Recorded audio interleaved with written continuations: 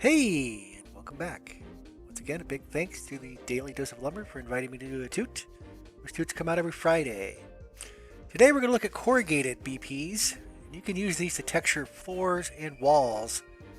As you can see, they work really well with sidewalks and roads, like I've done here.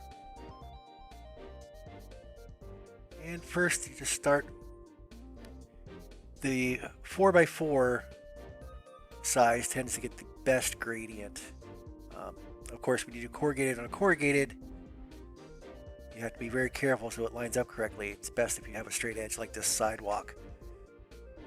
And that one's down a tile, and that can get very annoying very quickly. But once you surpass that, or built on the ground like I did that road, things move along. So you'll want to do one row, one way, then flip it twice, and put it back in, and it should perfectly hit the gaps of the piece next to it. And that's how you get that tiled zigzag effect, which is very cool. You want to use it in moderation. Granted, this was going to be an Overwatch map, so I wanted to go all in. Definitely a nice technique. Over here on the walls, you can certainly use smaller pieces, get the same effect. Like I've done here. Just a wall stub. And again, just do one side one way, and then flip it around. The bonus is that you can also use this as a ladder. Yeah, so that came out nicely. Luckily, I was just using a small amount, and then faded it in here to the Temple of Anubis.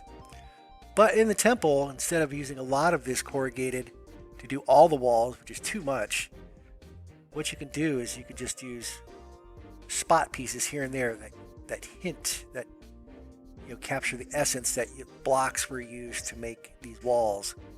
And it's very good for ancient structures like this, for sandstone or marble. But yeah, very good with pine and birch for sure. It's a subtle effect, and you can also do the floor and mix and match the pieces. But it's definitely a way to add some texture and kind of jazz things up. Just a couple spot pieces here and there are all you really need.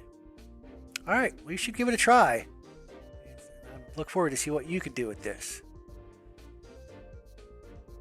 And thanks once again for joining me for these toots. I try to focus more on the meta and building techniques for these. Thanks so much. We'll see you again next time.